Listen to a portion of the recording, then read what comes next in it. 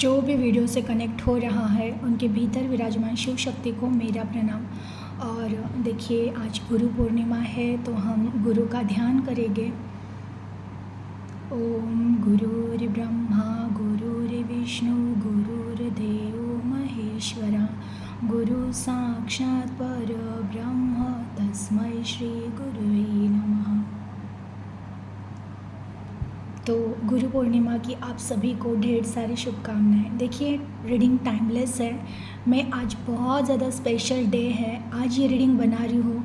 ये रीडिंग आपके पास कब पहुँचेगी मुझे नहीं पता, लेकिन जब भी पहुँचेगी ये ज़रूर होगा कि आपके गुरु की आपके ऊपर कृपा हो चुकी है। अब देखिए, एक्चुअल में जीवन में जब से हमने जन्म लिया है और जब तक हम इस जीवन में रहते हैं तब तक हर पड़ाव पे हमें कोई ना कोई गुरु मिलता ही रहता है। सबसे पहले गुरु हमारे माता पिता होते हैं, उसके बाद फिर हम जहाँ जहाँ स्कूल में पढ़ते हैं, स्कूल में फिर जितने क्लासेस हुए, कॉलेज में जाते हैं, फिर आगे पढ़ाई रहती है, तो बहुत सारे हमें गुरु मिलते ही रहते हैं जो हमें कुछ ना कुछ सिखाते रहते हैं। उसके बाद जब जीवन में ये कुछ रिश्ते भी होते हैं, कुछ लोग होते हैं, वो भी तो हर पल हमें कुछ ना कुछ सिखाते हैं। बहुत सारे रिश्ते हमें कुछ ना कुछ सिखा कर ही चले जाते हैं, तो ये सभी गुरु ही होते हैं। कुछ लोग हमें दर्द देते हैं, उस दर्द में भी कुछ ना कुछ सीख छुपी होती है, तो वो भी हमारे गुरु ही होते हैं। तो हम लगभग देखा जाए तो जीवन में जब जब हमने जितना भी ट्रैवल किया है, कहीं ना कहीं कोई ना कोई गुरु हमें मिले हैं।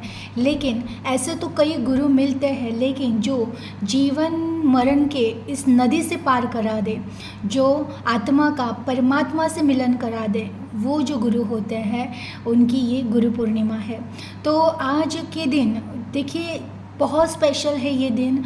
अगर आपको आज ही मिली है रीडिंग गुरु पूर्णिमा के दिन ही, तो अभी जो रात्रि ध्यान होता है वो ज़रूर कीजिएगा। बहुत अच्छा रिज़ल्ट आपको मिलेगा। गुरु पूर्णिमा के दिन जो रात को ध्यान करते हैं, इस गुरु पूर्णिमा, ये बहुत सारे पूर्णिमा से सबसे पावरफुल पूर्णिमा होती है।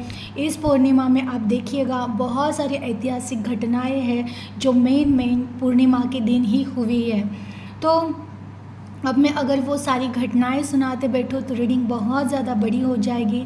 मैं आपको चाहिए तो आप गूगल कर लीजिएगा कि पूर्णिमा में कौन से ऐसी घटनाएं हुई है जो पूर्णिमा को, गुरु पूर्णिमा को और महान बनाती है। उसके बाद देखिए, आज की रीडिंग है, गुरु पूर्णिमा है, तो ज़रूर हम जो हमारे गुरु होते हैं, अब सबके पास तो गुरु होते नहीं हैं, लेकिन आपको पता हो तो हर सोल के एक गुरु डिसाइड होते हैं। जन्म से पहले ही डिसाइड हो जाता है कि कौन से सोल को कौन से गुरु गाइड करेंगे। अब ये गुरु हमारे सूक्ष्म शरीर से वो हमारे आसपास हमेशा सदैव रहते हैं। देखिए, बहुत सारे मेरे व्यूवर जो भी आज कनेक्ट हुए हैं, ये स्पेशल इवन इस वीडियो को जो भी इस रीडिंग को जो भी पाएगा, ये रीडिंग जिन तक भी पहुंचने वाली है, ज़रूर उनमें कहीं ना कहीं ये रहेगा, एक प्यास होगी कि मुझे सच्चे गुरु मिल जाए जो मुझे राह दिखाए उस ईश्वर तक पहुंचने की। ये ज़रूर आपके माइंड में कहीं ना कहीं होगा। कुछ लोग ऐसे भी हैं जिनके पास ऑलरेडी अब गुरु है, जिन्होंने गुरु दीक्षा ली हुई है। ज़रूर आपको बहुत सारे ढेर सारी शुभकामनाएं कि आपके गुरुदेव आपको आपकी नैया पार ज़रूर कराएंगे। लेकिन कुछ लोग हैं जिनको अभी तक उनके गुरु मिले नहीं हैं, तो कहीं ना कहीं आप इंतज़ार में हो कि वो सच्चे गुरु जो डिसाइडेड है मेरे सोल की उन्नति के लिए, मेरे सोल को मार्ग दिखाने के लिए, वो सूक्ष्म गुरु जो सूक्ष्म रूप में है वो प्रकट हो जाए और आपको रास्ता दिखाए। ऐसे कई लोगों का एक दिल है, कई लोगों की ऐसी मनोकामनाएं हैं कि गुरु की अब पहचान हो जाए, गुरु हमें मिल जाए। तो एक बात कहना चाहूँगी, देखिए, जैसे हम तड़पते हैं कि गुरु मिल जाए, सच्चे गुरु, मेरे जो गुरु डिसाइडेड है वो गुरु मुझे मिल जाए, वैसे ही गुरु भी तड़प रहे होते हैं कि मेरा शिष्य पात्र बन जाए। क्योंकि मैंने कई बार कई रीडिंग में कहा हुआ है कि जब हम पात्र हो जाते हैं ना, वो स्वयं प्रकट हो जाते हैं लाइफ में। तो हमें पात्र होना है तो वो स्वयं ज़रूर प्रकट हो ही जाएंगे। आज गुरु पूर्णिमा है तो मैं उनका आह्वान कर चुकी हूँ। गुरु का जो भी जो भी आपके सोल है उनके जो सूक्ष्म गुरु है फ़िलहाल सूक्ष्म रूप में है, वो जब हम पात्र हो जाते हैं तो ही वो हमारे साथ सामने प्रकट हो जाते हैं। तो उनका आह्वान तो मैंने किया है, आज हम उनकी ब्लेसिंग ही लेंगे और आज हम इस रीडिंग में देखेंगे कि गुरु की आपके ऊपर कितनी कृपा है और आप कहाँ तक तैयार हो चुके हो, क्या कुछ है अब आपको करना बाकी है। और प्लस रही बात, आज पूर्णिमा है तो मून का जो इफ़ेक्ट है आपके ऊपर वो क्या रहने वाला है, ये अगले 15 डेज़ पूर्णिमा की वजह से आपके जीवन में कौन से बदलाव आ रहे हैं। और वैसे भी जो गुरु पूर्णिमा होती है ना, उसके बहुत अच्छे इफ़ेक्ट ही मिलते हैं जीवन में, बहुत अच्छे परिवर्तन ही होते हैं, लेकिन उसका हमें सही उपयोग करना आना चाहिए कि आज की पूर्णिमा का हमें लाभ उठाना चाहिए। तो बिल्कुल भी इस पूर्णिमा में अगर आप 11/11 को रीडिंग देख रहे हो तो रीडिंग देखने के बाद ज़रूर कुछ समय तक ध्यान करने के लिए बैठ जाइएगा। तो चलिए आज स्टार्ट करते हैं कि पूर्णिमा का क्या रिज़ल्ट, क्या इफ़ेक्ट आपके ऊपर पड़ने वाला है, क्या कुछ है जो आपको जानना ज़रूरी है, जो आपके गुरुदेव के लिए आप पात्र हुए हो कि नहीं, किस स्टेज तक आप आए हो और इफ़ेक्ट क्या रहेगा। Please universe, please angel guide कीजिए, जो भी व्यूअर्स कनेक्ट हो रहे हैं आज आप इन्हें क्या गाइड करना चाहते हैं प्लीज़ गाइड कीजिए। Please universe, please angel guide कीजिए, इस गुरु पूर्णिमा का जो भी इफ़ेक्ट मेरे व्यूवर्स पर पड़ रहा है वो मुझे और उन्हें गाइड कीजिए। मेरे व्यूवर्स गुरु के लिए कितने पात्र हो चुके हैं प्लीज़ गाइड कीजिए। Please universe, please angel guide कीजिए, जो भी व्यूवर्स कनेक्ट हो रहे हैं आज आप इन्हें क्या गाइड करना चाहते हैं प्लीज़ गाइड कीजिए। Please universe, please angel guide कीजिए, जो भी व्यूवर्स कनेक्ट हो रहे हैं। ओके, देखिए फर्स्ट कार्ड आया है 7 of wand, 8 of pentacles and death. Okay, और 2 कार्ड्स लूँगी मैं। प्लीज़ यूनिवर्स और गाइड कीजिए, प्लीज़ एंजल और गाइड कीजिए, जो भी व्यूवर्स कनेक्ट हुए हैं आज आप इन्हें क्या गाइड करना चाहते हैं प्लीज़ गाइड कीजिए। 8 of pentacles and 5 of swords, deck of bottom में व्हील ऑफ फॉर्चून। चलिए बहुत अच्छी बात है।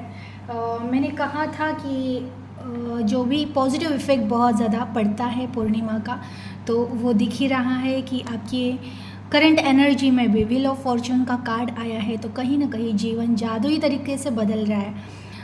इसके बाद आगे के 15 दिन आपके लिए बहुत शुभ रहने वाले हैं, बहुत अच्छे रहने वाले हैं। और मैं कहूँ तो इन 15 दिनों में आपके बहुत सारे काम बनने वाले हैं।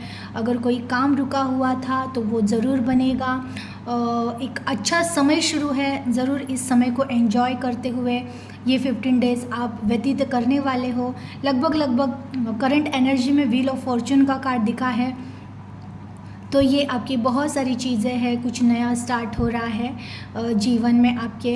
तो वो जो भी नया स्टार्ट होगा वो आपको बहुत ज़्यादा सकारात्मकता देगा, खुशी देगा और आपकी एनर्जी बहुत ज़्यादा अच्छी रहने वाली है। बहुत ज़्यादा पॉजिटिव और हैप्पीनेस वाली एनर्जी है इन 15 डेज़ में। ओके, तो चलिए ये तो आपके था आज न्यू मून का इफ़ेक्ट आपके ऊपर क्या होने वाला है वो मैंने करंट एनर्जी से आपको बता दिया है। अब मैंने क्वेश्चन पूछा था कि जिनको गुरु तो मिल गए हैं उनके लिए तो बहुत अच्छी बात है कि आपको गुरु मिल गए हैं, आप बहुत ज़्यादा लकी हो। लेकिन जो भी मेरे व्यूवर्स कनेक्ट हुए हैं जिनको अभी देहधारी गुरु की तलाश है लेकिन वो मिले नहीं है, कहीं ना कहीं आपका है कहना कि मुझे मेरे सच्चे गुरु मिल जाए जो मुझे रास्ता दिखाए। और मैंने कहा था कि देखिए गुरु तो जीवन में प्रकट हो जाते हैं लेकिन पात्र बनना पड़ता है।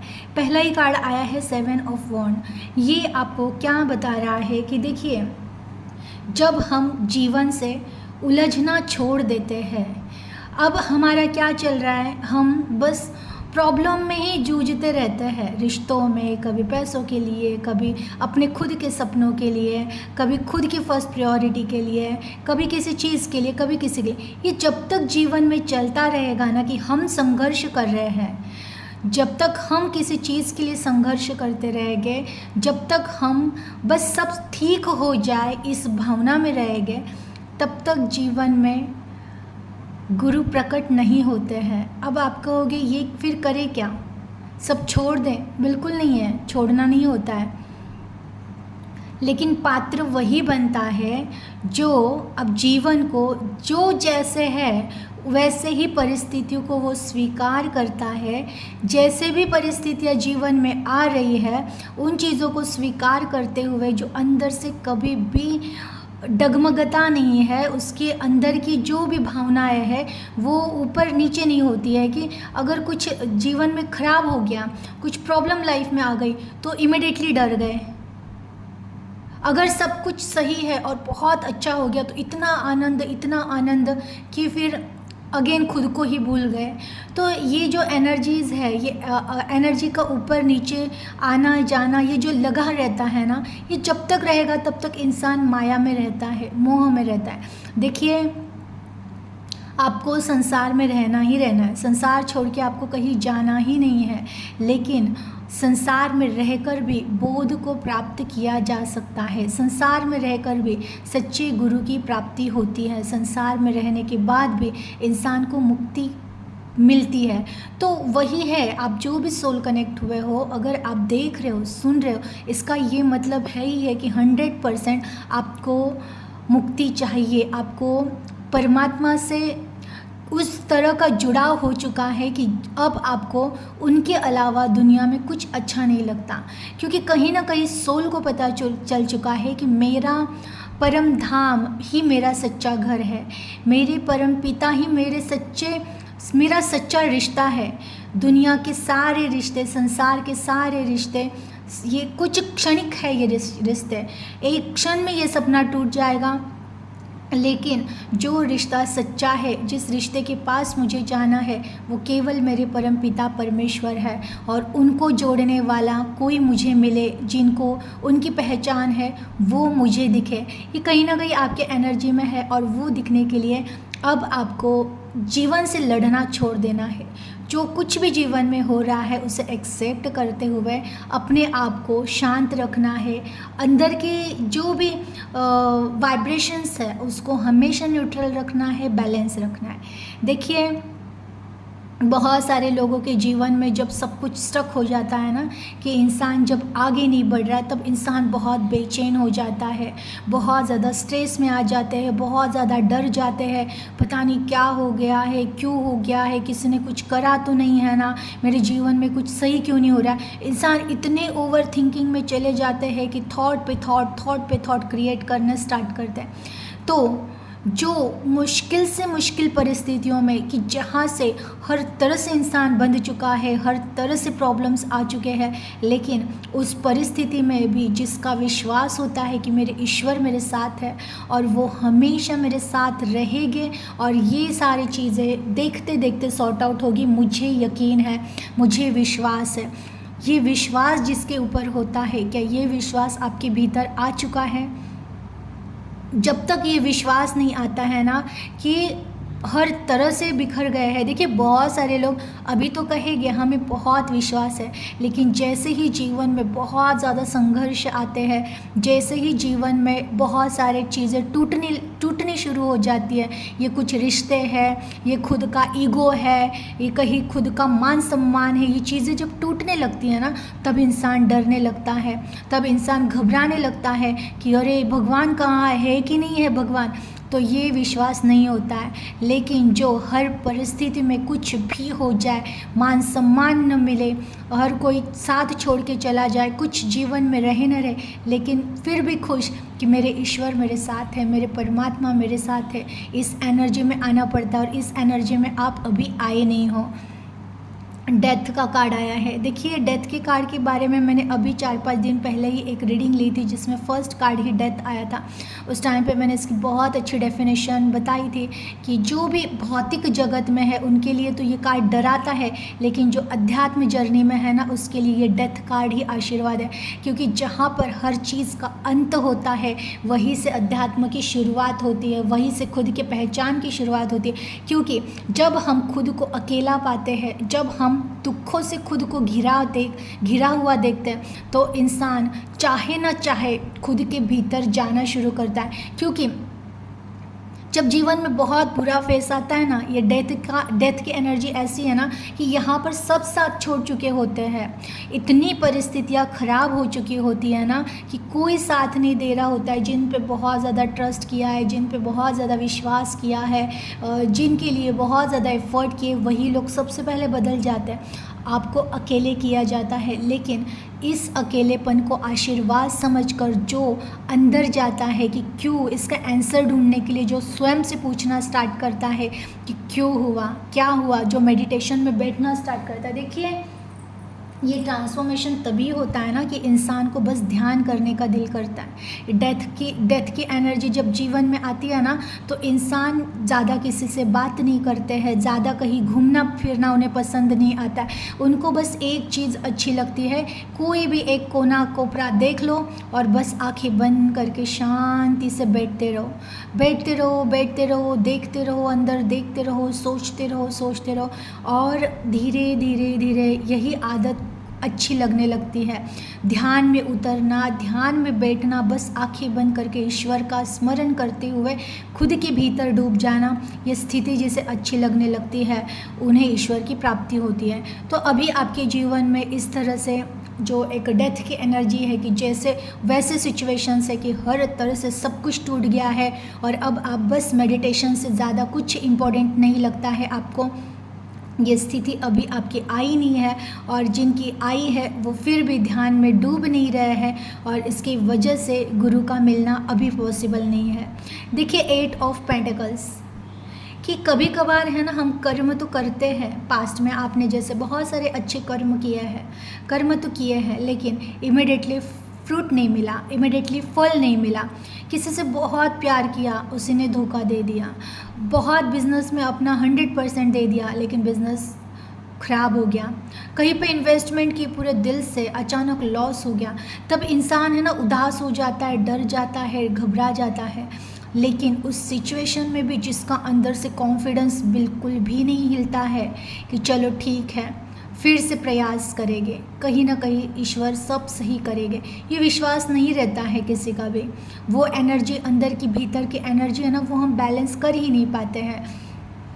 कभी कभार ना एक ही चीज़, मतलब जैसे कि कोई चीज़ है, उसमें मैं अगर फेल हो गई, तो जब हम सेकेंड टाइम प्रयास करते हैं पूरे विश्वास से, ये सोच कर कि अगर पहली बार गलत हुआ है, कुछ टूट गया है, बिजनेस नहीं चला या कोई रिश्ता नहीं चला, यानी कहीं ना कहीं मुझ में मैंने कुछ तो मिस्टेक किया है। उस मिस्टेक पे काम करके जो सेकेंड टाइम प्रयास करता है ना, विश्वास के साथ कि अभी विश्वास है खुद पर और ईश्वर पर कि ठीक होगा ही होगा। पहले परीक्षा ली जाती है, लेकिन सेकंड टाइम वो इंसान सक्सेस हो जाते हैं। तो उस तरह से कि कभी कभार हम फर्स्ट टाइम में ही इतना टूट जाते हैं, इतना डर जाते हैं कि सेकंड टाइम कुछ करने का दिल ही नहीं करता है। लेकिन ये जिसका डर मिट जाता है ना भीतर से, कोई डर नहीं रहा, जो कुछ भी हुआ है अगेन लड़ने के लिए तैयार जो योद्धा रहता है, उसे ईश्वर की प्राप्ति यानी कि गुरु की प्राप्ति हो जाती है और गुरु ईश्वर तक पहुंचा देते हैं। 5 ऑफ सोर्ड्स, देखिए ये स्वभाव बनना इतना आसान नहीं होता है कि किसी ने आकर आपको मार दिया है, बहुत घायल कर दिया और आपको उससे माफ़ कर देना, ये इंसान के नेचर में कभी हो ही नहीं सकता है। लेकिन सच्चे गुरु की अगर आपको कहते ना तलाश है, तो आपको करुणा सीखनी पड़ेगी कि अगर कोई हमें तकलीफ़ें देकर गया है, कोई हमें बहुत ज़्यादा हर्ट करके गया है, लेकिन फिर भी अगर हमारे एनर्जी में, अगर हमारे स्वभाव में ये बात रही कि चलो मैंने उन्हें माफ़ कर दिया, सच्चे दिल से माफ़ कर दिया। देखिए, किसी ने समझा कर आपको बता दिया या फिर आपने कुछ टाइम के बाद वो चीज़ें सोची, तो वो तो आपने कुछ प्रैक्टिकली अपना स्वार्थ देख कर कि चलो मैं जब तक इनको माफ़ नहीं करूँगा तब तक मैं आगे नहीं बढ़ पाऊँगा, इसलिए माफ़ किया, वैसे नहीं। लेकिन ये स्वयं से एक इच्छा प्रकट हो जाना कि चलो ठीक है, उन्होंने अगर मुझे मेरा अगर नुकसान किया है, कोई बात नहीं, फिर भी मैं उन्हें माफ़ कर दे रही हूँ।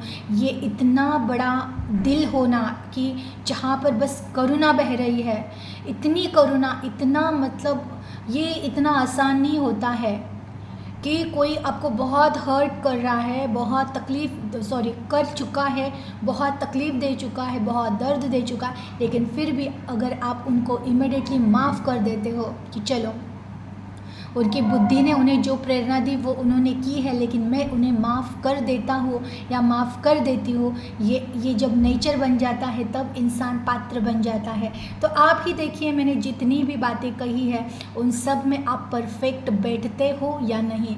जहाँ तक आप परफेक्ट बैठ रहे हो तो समझ जाइएगा कि आप तैयार हो रहे हो, लेकिन जहाँ पर जिस चीज़ में काम करना अभी बाकी है, ये आपको लगा है, तो उस पर ज़रूर आप काम कीजिएगा। इतना कह के मैं स्टॉप करती हूँ। एनर्जी को क्लेम कीजिएगा, इस रीडिंग को अपने फ्रेंड्स एंड फैमिली में शेयर ज़रूर कीजिएगा। अपना ख्याल रखिएगा। Thank you.